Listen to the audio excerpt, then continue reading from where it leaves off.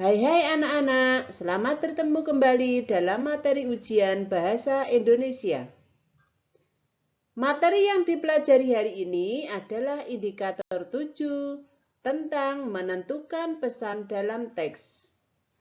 Indikator 8 mengidentifikasi kalimat penjelas dalam teks. 9 menentukan keteladanan tokoh dalam teks. Ke-10 menentukan latar cerita dalam teks.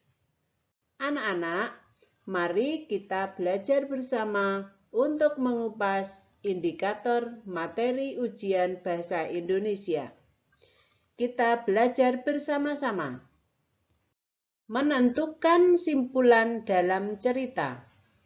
Setiap cerita, teks, pidato, maupun bacaan yang lain tentu saja di situ mempunyai kesimpulan. Simpulan cerita merupakan intisari dari sebuah cerita. Agar dapat menyimpulkan isi cerita, kamu harus membaca cerita dari awal hingga akhir cerita. Supaya apa? Supaya kamu benar-benar paham dan jelas tentang cerita yang kamu baca. Cara menyimpulkan isi cerita dengan langkah-langkah sebagai berikut. Yang pertama, kamu membaca cerita dengan seksama. Benar-benar seksama, yang teliti. Kedua, menentukan ide pokok. Masih ingat ya ide pokok? Minggu kemarin dalam indikator yang pertama itu sudah disampaikan apa itu ide pokok. Yang ketiga, menyimpulkan isi cerita berdasarkan ide pokok cerita. Jadi nanti dalam membaca itu, satu bacaan itu kamu baca terlebih dahulu. Kalau sudah kamu baca, baru kamu mencari apa ide pokok dari bacaan tersebut. Nah, kalau kamu sudah menemukan ide pokok, kamu bisa menyimpulkan apa isi cerita dari bacaan yang telah kamu baca. Ini nanti ditampilkan atau disampaikan sebuah teks bacaan. Ada 2 atau 3 paragraf kamu baca.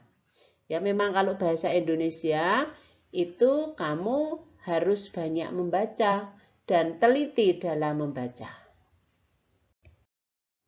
Indikator yang ke-8 itu adalah menentukan kalimat penjelas. Kalau minggu kemarin Bu Kapti sudah menerangkan kalimat utama dalam sebuah paragraf, di sini adalah menentukan kalimat penjelas. Kalimat utama dalam paragraf terdiri dari satu kalimat utama. Dan lainnya itu adalah kalimat penjelas. Apa itu kalimat penjelas? Kalimat penjelas adalah kalimat-kalimat yang menjelaskan kalimat utama. Jadi masih ada hubungannya dengan kalimat utama. Kalimat penjelas memuat gagasan penjelas. Kalimat penjelas disebut juga kalimat pendukung. Itu jelas sekali ya. Dalam satu paragraf terdiri dari satu kalimat utama. Yang lainnya itu adalah kalimat penjelas. Entah itu 2 kalimat, entah itu 3 kalimat, ataupun 4 kalimat. Bagaimana cara kita menentukan kalimat penjelas? Kalimat penjelas dapat dilakukan dengan langkah-langkah sebagai berikut. 1. Membaca teks dengan cermat ataupun seksama. Kedua, mencermati kalimat utamanya. Yang ketiga, kalimat penjelas berisi informasi yang berkaitan dengan kalimat utama. Jadi ini sudah jelas sekali, ya. Di mana yang disebut kalimat utama dan mana yang disebut kalimat penjelas. Ini nanti juga ditampilkan beberapa paragraf dalam suatu bacaan. Indikator yang ke-9 itu adalah menentukan keteladanan tokoh dalam cerita. Tentu saja keteladanan ini adalah tokoh yang protagonis. Tokoh protagonis itu adalah tokoh yang berwatak baik. Itu contoh-contoh atau keteladanan yang diambil dalam teks tersebut. Keteladanan tokoh adalah sikap, perilaku, atau perbuatan tokoh dalam cerita yang patut dicontoh. Sikap, perilaku, atau perbuatan tokoh tersebut dapat diterapkan dalam kehidupan sehari-hari.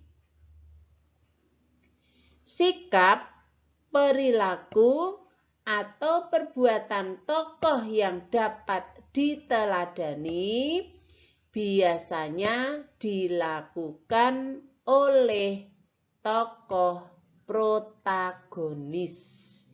Jadi yang dicontoh itu atau yang ditiru itu adalah tokoh protagonis, tokoh yang berwatak baik.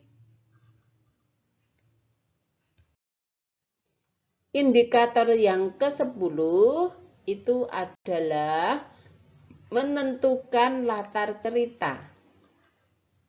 Latar cerita itu ada latar tempat, latar waktu, latar suasana.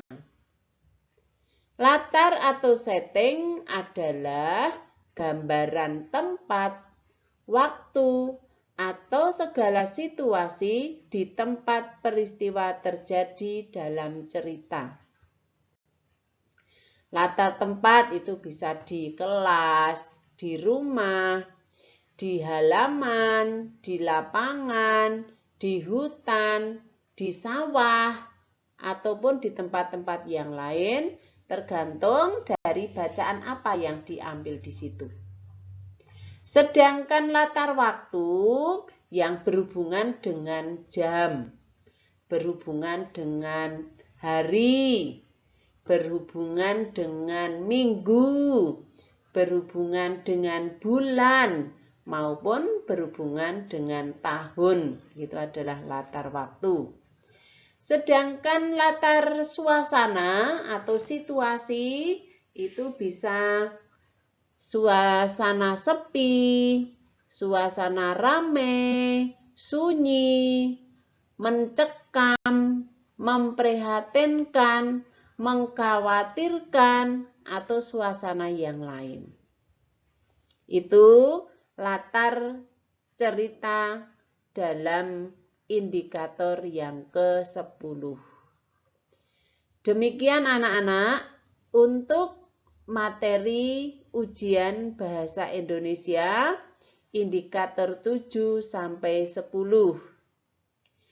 Ini anak-anak bisa pelajari, bisa dibaca yang teliti dan kita lanjutkan lagi untuk materi minggu berikutnya. Selamat belajar dan salam sehat selalu. Terima kasih.